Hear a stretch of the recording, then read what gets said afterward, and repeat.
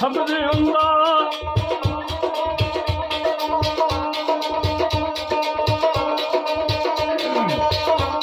जोग नैना दी जोगिया जोए बाजू